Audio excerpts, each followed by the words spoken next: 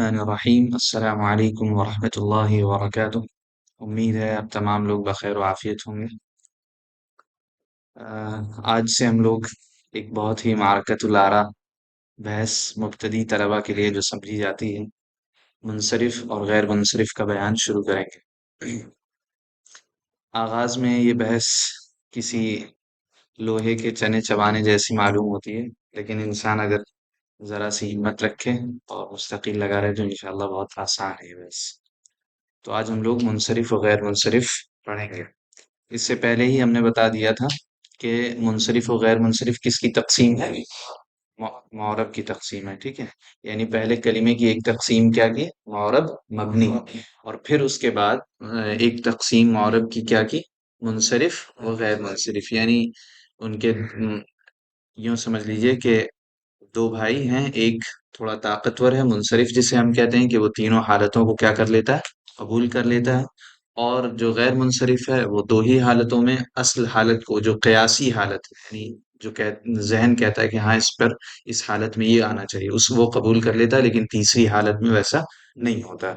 تو یہ کس کی قسم ہے؟ معرب کی قسم ہے۔ تو یہی صاحب کتاب نے بھی کہا ہے کہ اس میں معرب کی دو قسمیں ہیں۔ پہلی قسم کیا ہے؟ ایک منصرف، انصرفہ باب انفعال سے بنا ہے۔ انصرفہ کس سے بنا؟ باب انفعال سے۔ اور باب انفعال کی کیا خاصیت ہے؟ ہاں ہاں، صحیح ہے، ڈر کے کیوں؟ معلوم ہے، صحیح سے بتائیں۔ باب انفعال کی خاصیت ہے کہ وہ ہمیشہ کیا ہوتا ہے؟ لازم ہوتا ہے۔ جیسے ثلاثی مجرد میں باب کرما کی خاصیت کیا ہے کہ وہ ہمیشہ کیا ہوتا ہے؟ لازم ہوتا ہے۔ ویسے ہی ثلاثی مزید فی میں باب انفعال ایک ایسا باب ہے کہ اس کے جتنے افعال آتے ہیں وہ سب کیا ہوتے ہیں؟ لازم ہوتے ہیں۔ تو ایسے ہی منصرف بھی ہے انصرافہ سے، یعنی ایسا کلمہ جو کیا ہوتا ہے؟ انصراف کرتا ہو، پھرتا ہو، ٹھیک ہے۔ تو پھرنے کا کیا مطلب ہے؟ یعنی تین حالتیں ہیں، تین منزلیں ہیں، حالت رفعی، حالت نصبی یا حالت جری۔ یا حالتوں سے مراد بلکہ یہاں پر یہ ہے کہ رفع، ند پیش اور زبر اور زیر، یہ تین منزلیں ہیں۔ تو ایک منصرف ان تینوں میں سے ہر ایک کے پاس چل کے خود جا سکتا ہے، اور جو غیر منصرف ہوتا ہے وہ ان تینوں میں سے صرف دو کے پاس جا سکتا ہے۔ یہ مطلب منزل ہے، اس میں چلنے کی صلاحیت ہوتی ہے، اسے منصرف کہتے ہیں۔ اور ایک میں صرف دو کے پاس جانے کی صلاحیت ہوتی ہے تو اسے ہم کیا کہتے ہیں؟ غیر منصرف کہتے ہیں، ٹھیک ہے۔ تو باب انصرافہ باب انفعال سے۔ تو اب ہم منصرف تو کہہ رہے ہیں ایک کلمے کو، ایک کو غیر منصرف کہہ رہے ہیں، تو کیا سوال یہ پیدا ہوتا ہے کہ کسی کلمے کو منصرف کہنا، کسی کلمے کو غیر منصرف کہنا، کیا یہ قیاسی مسئلہ ہے یا سماعی مسئلہ ہے؟ قیاس اور سماع سے سمجھتے ہیں نا؟ قیاس کا مطلب یہ ہے کہ ہمارے پاس قواعد ہیں، کچھ ایسا میزان ہے جس پر ہم ایک کلمے کو تولتے ہیں تو سمجھ میں آ جاتا ہے کہ ہاں یہ کیا ہے؟ منصرف ہے یا غیر منصرف۔ اور سماع کا مطلب یہ ہے کہ وجدنا آبانا، یعنی ہمارے والدین یا عرب اس طرح استعمال کرتے آئے تھے تو ہم بھی کیا کر رہے ہیں؟ اسی طرح استعمال کر رہے ہیں۔ تو کہہ رہے ہیں کہ منصرف و غیر منصرف کا معلوم کرنا یہ کیا ہے؟ سماعی مسئلہ نہیں ہے، بلکہ کیا ہے؟ قیاسی مسئلہ ہے۔ ہمارے پاس کچھ ایسے قواعد ہیں، کچھ ایسی چیزیں ہیں جس کو ہم اگر سمجھ لیں تو ہم ان کو دیکھ کر بتا سکتے ہیں کہ یہ کلمہ منصرف ہے یا غیر منصرف ہے۔ تو اب وہ چیزیں بتائیں گے، اسباب، سبب۔ سبب کی جمع کیا ہے؟ اسباب۔ اب وہ اسباب اور وہ ریزنز بتائیں گے جن کی وجہ سے ایک کلمہ منصرف ہو جاتا ہے یا ایک کلمہ کیا ہو جاتا ہے؟ غیر منصرف ہو جاتا ہے۔ تو بس ہمیں وہی دھیان دینا ہے کہ ایک کلمے کو ہم منصرف کہہ رہے ہیں تو کس چیز نے اسے منصرف بنایا، اور اگر ہم ایک کلمے کو غیر منصرف کہہ رہے ہیں تو وہ کون سی چیزیں جمع ہوئی کہ اس نے اسے کیا کر دیا؟ غیر منصرف کر دیا۔ تو اب کہہ رہے ہیں کہ منصرف وہ ہے جس میں اسباب منع صرف میں سے دو سبب یا ایک سبب جو دو سبب کے قائم مقام ہو نہ پائے۔ یعنی اس میں کہنے کا مطلب یہ ہے کہ کوئی بھی کلمہ منصرف اس وقت ہوتا ہے، کوئی بھی کلمہ منصرف اس وقت ہوتا ہے جس میں 9 بیماریوں میں سے کیا؟ 9 بیماریاں ہیں، ان میں سے ایک وقت میں 2 بیماریاں نہ پائی جائیں۔ کیا ہے؟ اسے بیماری کیوں کہہ رہے ہیں؟ کیونکہ جب یہ بیماری لاحق ہوتی ہے تو پھر یہ تینوں حالتوں تک نہیں پہنچ سکتا، تو یہ کیا ہے؟ بیماری ہی کی طرح ہے۔ تو کہہ رہے ہیں کہ 9 بیماریاں ہیں، اس میں سے اگر کچھ بیماریاں تو ایسی ہیں کہ وہ تنہا 2 کے برابر ہیں، کچھ بیماریاں ایسی ہیں جو تنہا 2 کے برابر ہیں، اور کچھ بیماریاں ایسی ہیں جو اکیلے ہیں۔ تو کہہ رہے ہیں کہ ایک وقت میں 2 بیماریاں اس میں جمع نہ ہو رہی، ایک وقت میں 2 بیماریاں اس میں جمع نہ ہو رہی، تو اگر ایسا نہ ہو تو وہ کیا ہے؟ منصرف ہے۔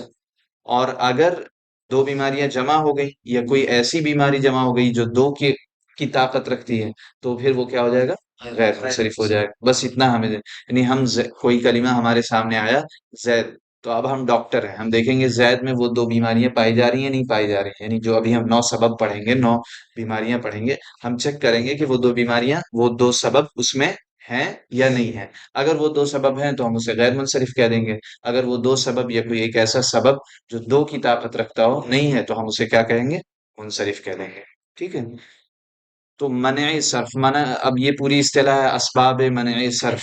صرف معنی سمجھتے ہی ہیں، صرف معنی پھرنا، ایسے اسباب جو صرف سے روک دیں، ایسے اسباب جو صرف یعنی اس کو منصرف بننے سے روک دیں، یہ مطلب ہے پوری اصطلاح کا۔ ایک منصرف جس میں اسباب منع صرف میں سے دو سبب یعنی صرف منصرف ہونے کے سے روکنے والے جو اسباب ہیں ان میں سے دو سبب یا ایک سبب یا ایسا کوئی سبب جو دو کے قائم مقام ہو، اگر نہ پایا جائے تو کیا ہے؟ منصرف ہے۔ جیسے مثال دی زیدن، اس میں وہ دو بیماریاں یا ایک ایسی بیماری جو یا ایک ایسا سبب جو دو کے قائم مقام ہو وہ نہیں پایا جا رہا ہے۔ کتاب مسجد، تو ان سب کو ہم کیا کہیں گے؟ منصرف کہیں گے۔ اور ہمارے پاس اس کی دلیل کیا ہے؟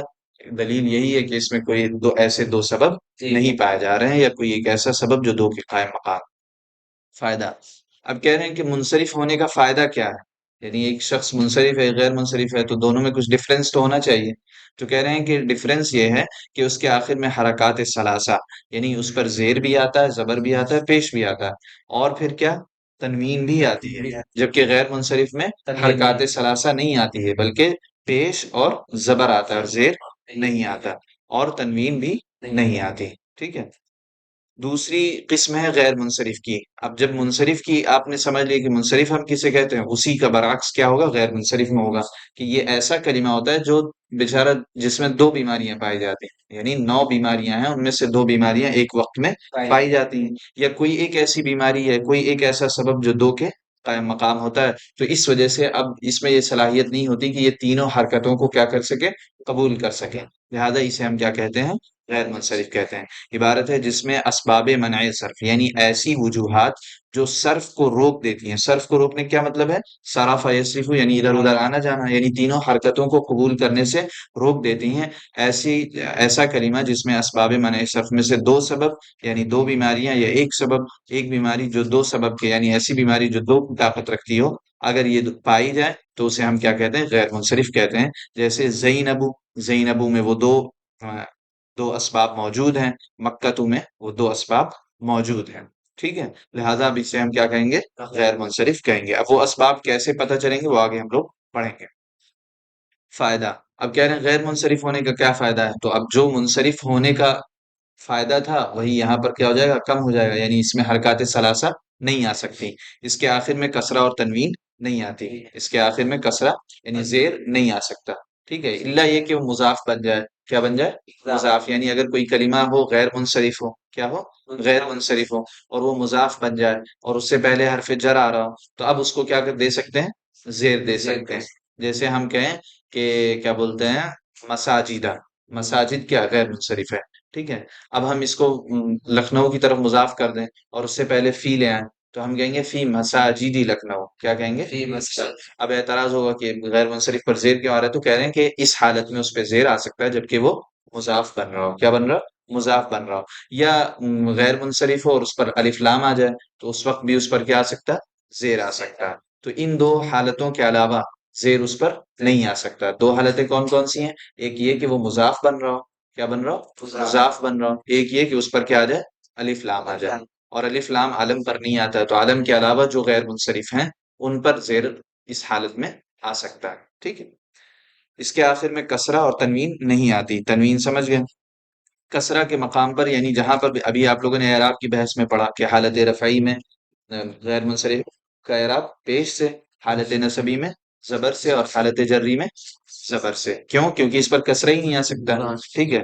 کسرہ کے مقام پر ہمیشہ کیا ہوتا ہے؟ مفتوح ہوتا ہے، جیسے جاء عمر رأیت عمرا، یہاں تک ٹھیک ہے، حالانکہ عمرن ہونا چاہیے تھا، عمرن کیوں نہیں ہے؟ ہاں غیر منصرف ہے، غیر منصرف پر تنوین نہیں آ سکتی۔ رأیت عمرا، مررت بعمر۔ اب یہاں پر عمر سے پہلے با حرف جر ہے، حالت جری میں ہے، اس پر زیر ہونا چاہیے تھا عقل کے لحاظ سے، لیکن یہ چونکہ کیا ہے، غیر منصرف ہے، غیر منصرف پر زیر نہیں آتا، لہٰذا اس پر جہاں مقصور ہو وہاں پر اسے کیا رکھا جاتا ہے، مفتوح رکھا جاتا ہے۔ ٹھیک ہے، تو منصرف یہ غیر منصرف یہ دو چیزیں ہیں، سمجھ گئے؟ اب اسباب منع صرف میں آج ہم لوگ صرف عدل کے بارے میں پڑھیں گے، کس کے بارے میں؟ عدل کے بارے میں۔ یہ ہے اسباب، اب یہ کہہ رہے ہیں اسباب منع صرف کا، یعنی ان وجوہات کا بیان جو صرف سے روک دیتی ہیں، ان وجوہات کا بیان جو صرف سے، صرف کا مطلب کیا ہے، یعنی تینوں حالتوں کی طرف جانے سے روک دیتی ہیں، یعنی منصرف بننے سے روک دیتی ہیں۔ صرف کا مطلب وہ اسباب جو کس سے روک دیتی ہیں، منصرف بننے سے روک دیتے ہیں، ان کا بیان۔ تو یہ کتنے اسباب ہیں، یا کتنی، اگر ہم مطلب صرف تفہیم کے لیے گئے، کتنی بیماریاں، 9 بیماریاں یا 9 سبب ہیں، ٹھیک ہے؟ 9 سبب کون کون سے ہیں؟ نمبر 1 عدل، ٹھیک ہے، وصف، یہ 9 چیزیں آپ کو یاد ہونی چاہیے زبانی، یہاں پہ سمجھنا کام نہیں آئے گا، یہ یاد ہونی چاہیے۔ عدل، وصف، تانیث، معرفہ، عجمہ، جمع، ترکیب، الف نون زائدتان اور وزن فعل، ٹھیک ہے؟ تو یہ 9 اسباب ہیں، یہ یاد ہونے چاہیے۔ پہلا سبب کیا ہے، یعنی پہلی کون سی بیماری ہے، اس کی شناخت کیا کیا ہے، ٹھیک ہے، اس کی شناخت کیا کیا ہے؟ عدل وہ اسم ہے جو اصلی صیغے سے بغیر کسی قاعدہ صرفی کے نکالا گیا۔ عدل وہ اسم ہے جو اصلی صیغے سے بغیر کسی قاعدہ صرفی کے نکالا گیا۔ پہلی چیز تو یہ سمجھنے کی ہے کہ کوئی بھی کلمہ بنتا ہے، کوئی بھی کلمہ بنتا ہے تو اس کے پیچھے ایک قاعدہ ہوتا ہے کہ ہم اس کو اس طرح بنائیں گے۔ مثلا ہم اس میں فاعل بناتے ہیں تو ہمارے پاس قاعدہ موجود ہے۔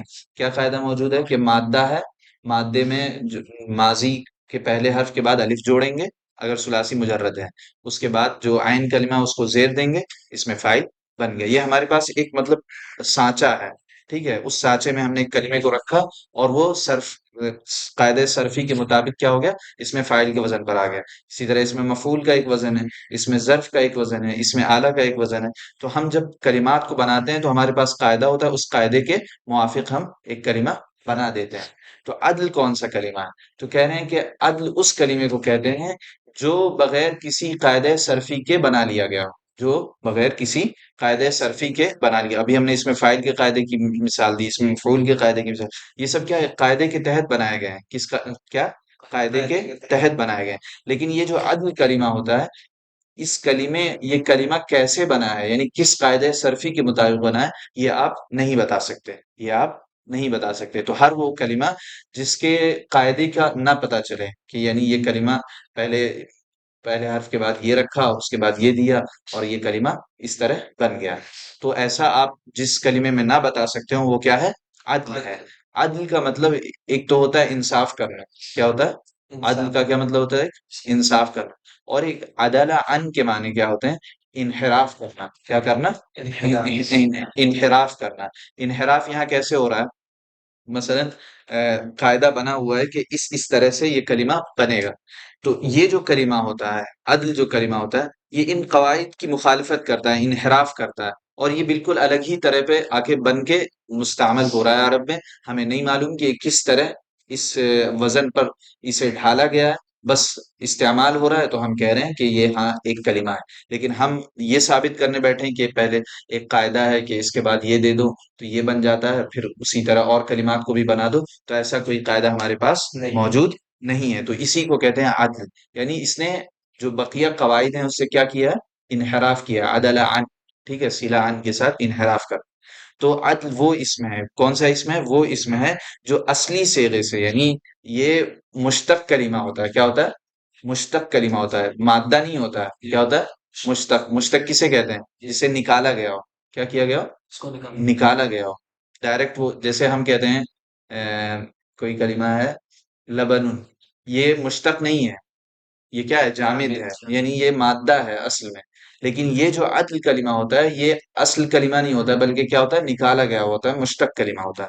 تو جب مشتق ہوتا ہے کلمہ تو اس کے نکالنے کا ایک قاعدہ ہوتا ہے۔ مثلا فاعل کیا ہے؟ مشتق ہے، اس کو آپ کے نکالنے کا آپ کو طریقہ معلوم ہے کہ اصل میں فعلن تھا یا فعلا تھا، فا کے بعد الف رکھا، عین کو زید یا فاعل بن گیا، آپ کو قاعدہ معلوم ہے۔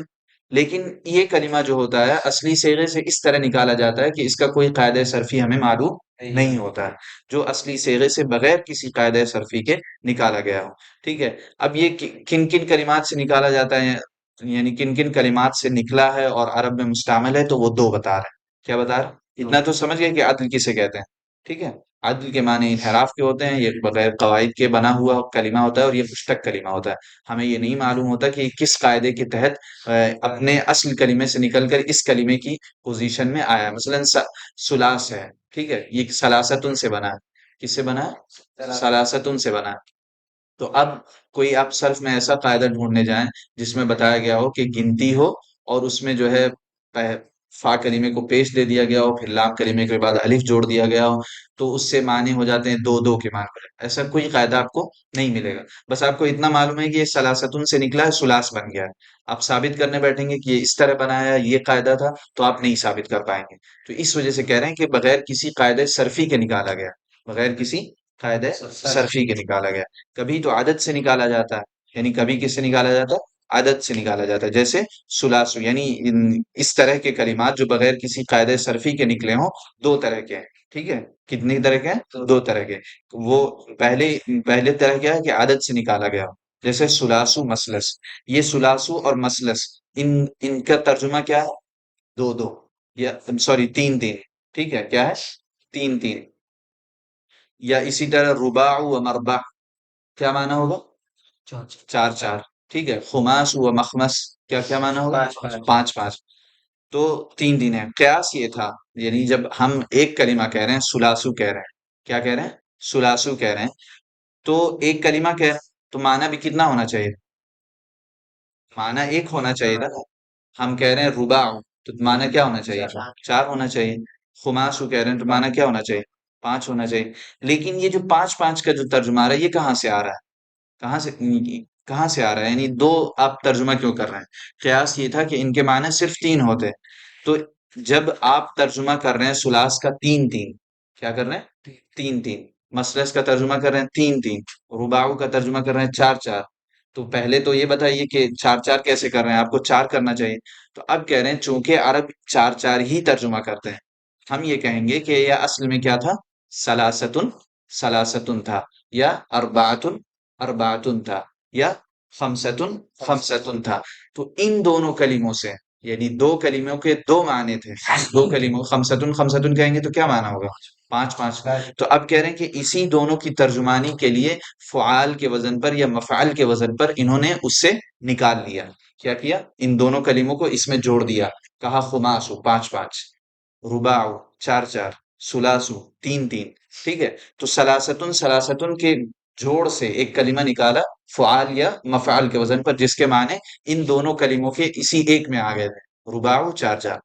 تو اب ان دونوں سے جو نکالنے کا طریقہ تھا، یہ کسی قاعدہ صرفی کے مطابق تھا یا بغیر کسی قاعدہ صرفی کے؟ بغیر کسی قاعدہ صرفی کے، یعنی ایسا کوئی نہیں ہے کہ ہمیں کہنا ہو ایک کلمے سے ہمیں دو کا ترجمانی کرنی ہو، جیسے ہم کہیں بیتن، کئی کئی گھر، تو ہم بیتن بیتن سے فعال کے وزن پر بویات یا اس طرح کا کوئی کلمہ، صرف میں ایسا کوئی قاعدہ موجود نہیں ہے، تو اس سے نکلا ہوا ہے سلاس و مسئلہ سے۔ تو اس کا مطلب یہ ہے کہ بغیر کسی قاعدہ صرفی کے نکلا ہے۔ جب بغیر کسی قاعدہ صرفی کے نکلا ہے، تو اسی کو ہم کیا کہتے ہیں؟ عدل کہتے ہیں۔ کیا کہتے ہیں؟ عدل کہتے ہیں، کہ اصل میں سلاستن سلاستن تھے، کیونکہ معنی کا تکرار۔ تو اچھا، اب ہم سے پوچھا جائے گا کہ کیا بولتے ہیں، سلاس کے معنی تین تین ہیں، آپ کو کیسے معلوم کہ یہ سلاستن سلاستن ہی سے نکلا ہے؟ ہمیں کیسے معلوم چلا کہ سلاستن سلاستن سے ہی یہ کلمہ بنایا گیا؟ تو ہم کہہ رہے ہیں کہ قیاس یہ کہتا ہے کہ جب اس میں تین تین معنی ہیں، تو اس کا مطلب یہ ہے کہ یہ دو کلمے رہے ہوں گے، ان دونوں کو جوڑ کر پھر ایک کلمہ بنایا گیا ہے۔ کیونکہ معنی کا تکرار، یعنی جب معنی کا تکرار ہو رہا ہے، جب ہم سلاس کہہ رہے ہیں تین تین، معنی کا تکرار ہو رہا ہے کہ نہیں ہو رہا ہے؟ معنی کا تکرار جب ہو رہا ہے، تو اس کا مطلب یہ ہے کہ لفظ بھی مکرر رہے ہوں، لفظ بھی دو رہے ہوں گے، یعنی سلاستن سلاستن رہے ہوں گے۔ تو اس سے یہ پتہ چلا۔ اس کو کیا کہتے ہیں؟ عدل تحقیقی کہتے ہیں۔ اس کو کیا کہتے ہیں؟ عدل تحقیقی کہتے ہیں۔ عدل تحقیقی کہنے کی وجہ کیا ہے؟ تحقیقی کہنے کی وجہ یہ ہے کہ ہمیں معلوم ہے کہ یہ کس سے بنا ہے؟ سلاستن سلاستن سے بنا ہے، اربعتن اربعتن سے بنا ہے، خمستن خمستن سے بنا ہے۔ تو ہمارے پاس یہ تحقیق موجود ہے، اور اس کے لیے ہمارے پاس دلائل ہے. لیکن جو ابھی عمر ظفر والا آئے گا اس میں ہمارے پاس یہ تحقیق موجود نہیں ہوگی، بس ہم بات بنانے کے لیے ایک بات کہہ دیں گے. بس ہم بات بنانے کے لیے ایک بات کہہ دیں گے تو وہ عدل تقدیری ہوگا.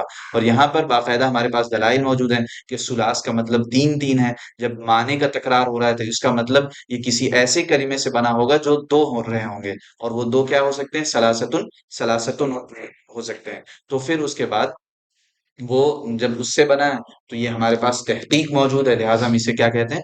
عدل تحقیقی کہتے ہیں. سلاسو مثلث ہر ایک کا معنی اس کو عدل تحقیقی کہتے ہیں. تحقیقی کیوں کہتے ہیں سمجھ گئے نا؟ کیونکہ ہمیں معلوم ہے کہ یہ کس سے نکلا ہے.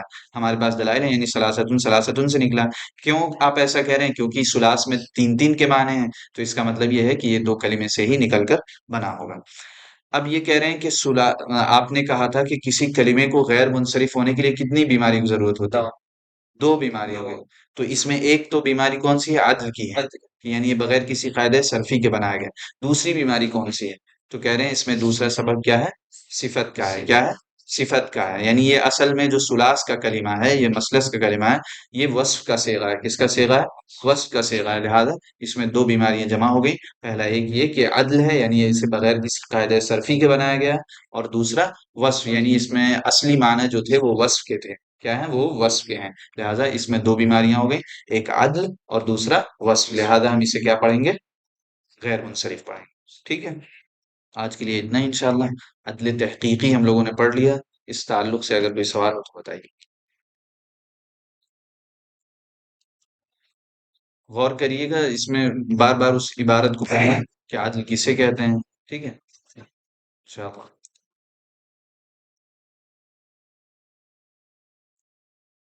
کل ملا کے یہ سمجھنا ہے کہ عدل جو ہے یہ ایسا کلمہ ہے جو بغیر کسی قاعدے صرفی کے نکالا گیا ہو.